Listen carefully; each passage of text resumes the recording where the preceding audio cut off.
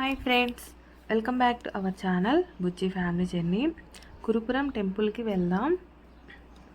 శ్రీ వల్లభ దేవాలయం శ్రీ దత్తాత్రేయ మొదటి అవతారంగా భావించే శ్రీ వల్లభ దేవాలయం కర్ణాటక రాష్ట్రంలో రాయచూరు జిల్లాకు చెందిన కురుపురంలో ఉంది. ఈ ఆలయం తెలంగాణ, కర్ణాటక రాష్ట్రాల సరిహద్దుల్లో కృష్ణానది మధ్యలో గల ద్వీపంలో ఉంది. ఇక్కడ పాదుక రూపంలో దర్శనమిస్తారు స్వామివారు. మనం చూస్తున్నది కృష్ణానది. అదొక అద్భుత క్షేత్రం. ఒక క్షేత్రం 2 రాష్ట్రాల్లో 2 విభాగాలుగా ఉంటుంది. 2 రాష్ట్రాల సరిహద్దు ఒక నది మాత్రమే అడ్డు. ఇటువైపేమో ఒక రాష్ట్రం, అటువైపు ఒక రాష్ట్రం. ఆ నది కృష్ణానది.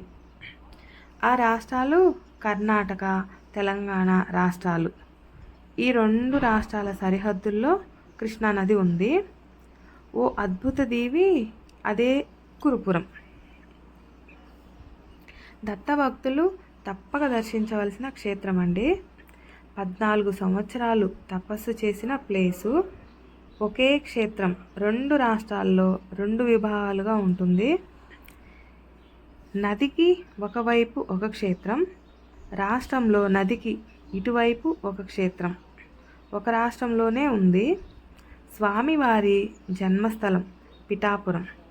అయితే వారు తపస్సు, ధ్యానం అన్ని కురుపురంలోనే జరిగాయని పురాణ కథనాలు చెప్తున్నాయి. ఇక్కడ స్వామివారి పాదాలు గురుదత్త స్వామి వారు తపస్సు చేసిన తపోభూమి ప్లేస్ ఇది.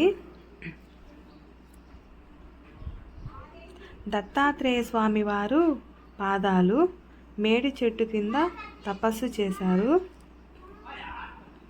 స్వామివారి టెంపుల్ లోపలికి అలౌ లేదు, అందుకే మీకు బయట చూపిస్తున్నాను. చూడండి, మొత్తం అవుట్ సైడ్ ప్లేస్. ప్రక్కనే దత్త దర్బార్ స్వామివారి మందిరం. ఇక్కడ ముని తపస్సు చేసిన ప్లేసు.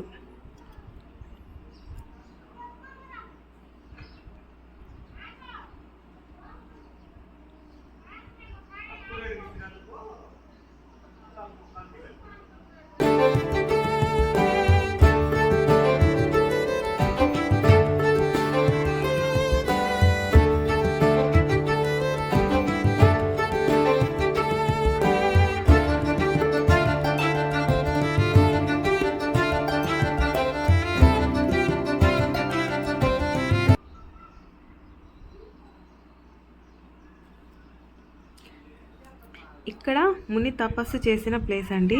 ఈ గృహలో పాము నివసించేది. చూడు, చాలా గృహ ఉంది. ముని వచ్చి ఇక్కడ నేను తపస్సు చేసుకోవాలి, బయటకు వెళ్ళిపో అని ముని అనగా ఆ పాము ఈ మర్రి చెట్టులోకి ఐక్యమయ్యింది.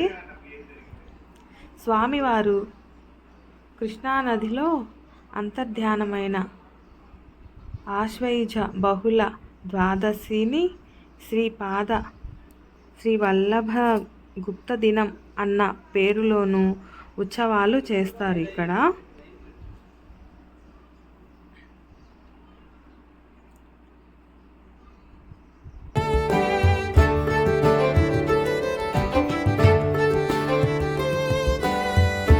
ఉత్సవాలు బాగా జరుగుతాయి ఇక్కడ.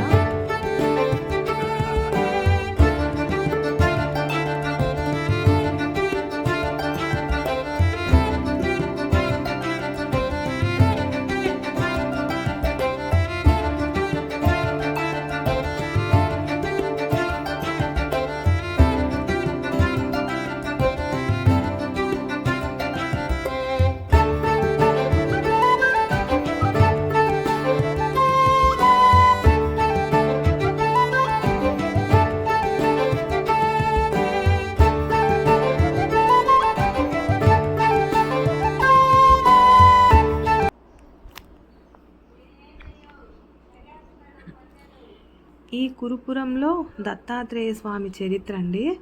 తెలిసిన వరకు చెప్పాను, తెలిసినంత వరకు చెప్పగలిగాను.